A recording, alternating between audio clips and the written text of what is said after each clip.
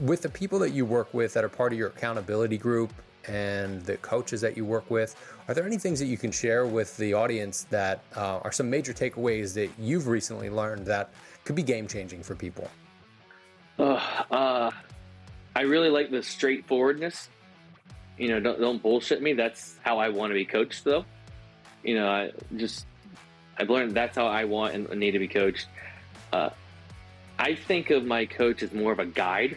He asks a lot of questions. And so actually one of my accountability partners, he is a coach. He coaches a lot of other things. So he's really good at asking questions. And when you're told something, we don't listen so much. We put that little wall up. But when we're asked questions, now all of a sudden it's our idea. So I've learned that is very helpful for me. I think it's most people, but being asked the question, so it becomes my idea. And really getting to know each other. My main coach, Ken Holmes, for whatever reason, he was never my coach. I would still call him every month. I don't plan to stop being friends with him.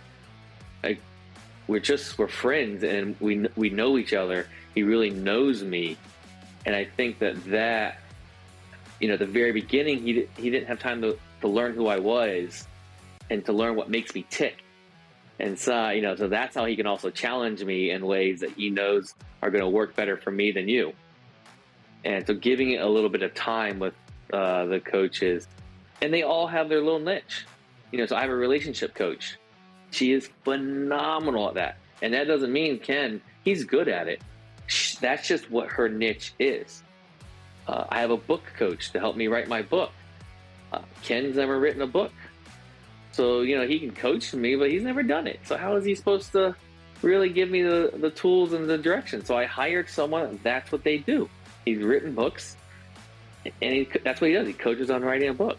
So I believe in getting into the niches, and, I still filter back through. We'll say to Ken is my business and life coach. He's just a little bit of everything. And so I will filter stuff that other coaches say back to him. Very rare he has a different opinion, because he also respects, that's a professional book coach. I haven't written a book, so he'll throw other ideas out there. And confidence, I think that's another thing that those two groups give me. Is there's been times that I'll go to the group just for reassurance. I have this idea, but am I crazy?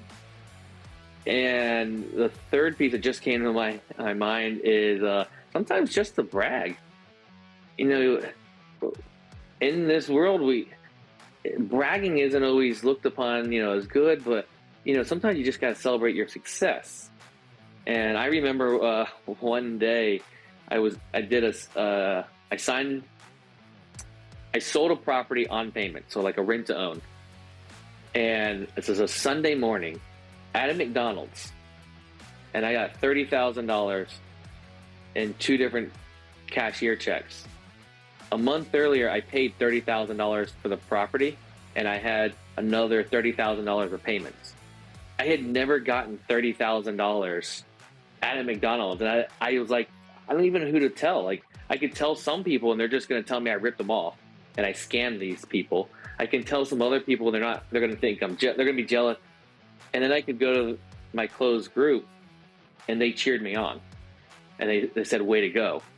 So it's just sometimes just to celebrate your wins with people that are always going to lift you up instead of pull you down.